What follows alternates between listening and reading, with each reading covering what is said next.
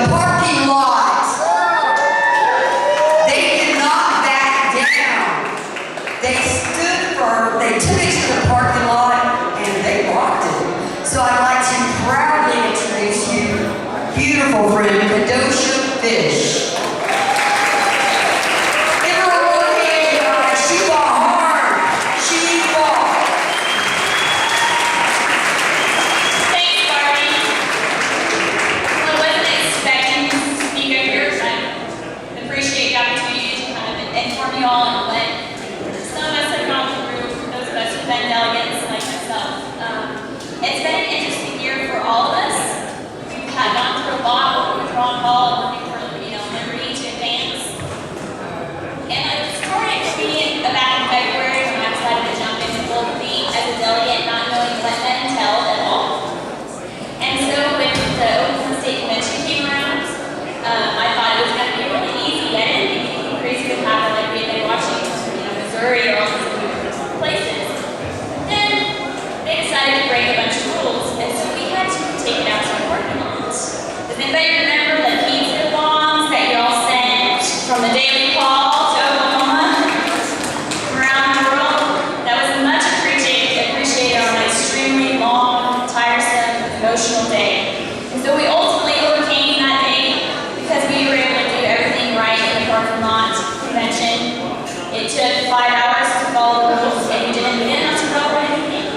But the establishment didn't like that, so we had to fight that all the way through to Tampa.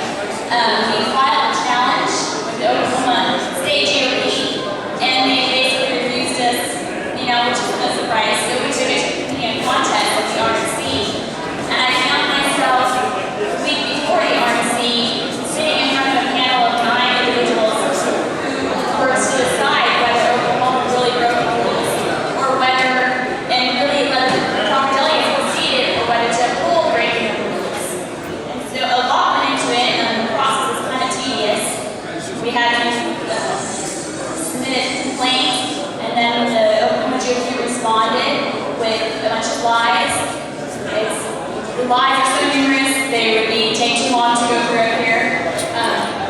And we responded with, well, that stuff isn't accurate. This is what really matters. They tried to make it about us making this an issue about Ron Hall, because Ron Hall didn't win 50% in Oklahoma, and we were somehow stealing delegates. But we were following the rules. We knew the delegates would be down to candidates. We weren't trying to make this about Ron Hall. We were simply trying to be involved in the process, and we just wanted a fair process. Our request was simple. They didn't see it that way, and so we had to go in front of the committee contest and argue it. And ultimately, they rejected us. That was the Monday before the RNC. Well then, we appealed to the Credentials Committee. Now this was a body of 112 delegates from around the country. Now there was a very small handful of Ron Paul supporters, and I was hopeful that they would be able to say a little bit more about me and stand up for us. But when I went to that Credentials Committee, Maine was the first case that came up. And as those of us who were involved down in Tampa know, as Maine goes, so goes the nation. And when I sat there and watched a body of 112 delegates simply refuse to listen to the will of the people of Maine, 1,800 delegates from Maine refused to listen to. And they decided that 9 people on the committee on contests from the RNC who were not from Maine could decide who the delegates were that would represent the people of Maine. That was an utter travesty. And when I saw that, it was extremely disheartening.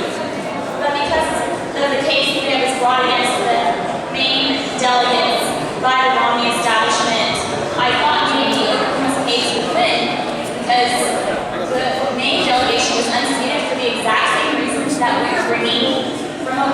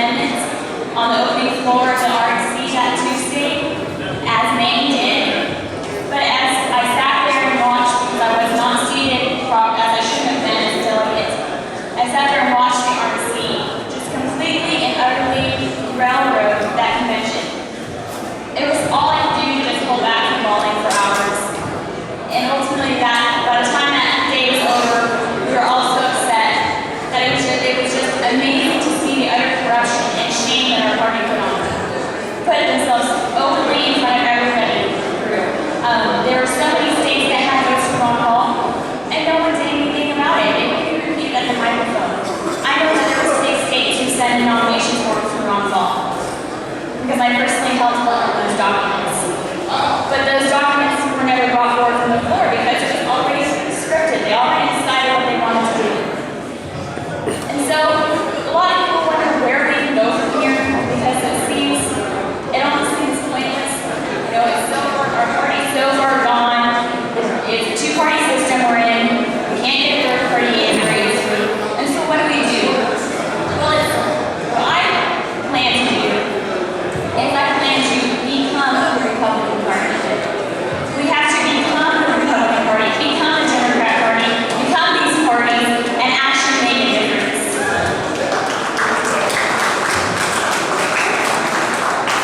Because if we put people in positions in the parties, and then therefore political elected positions like state legislatures and even our national Congress and Senate, then we can put people in there who actually care about the will of people, and they won't railroad us. They'll listen to the side no matter who it comes from.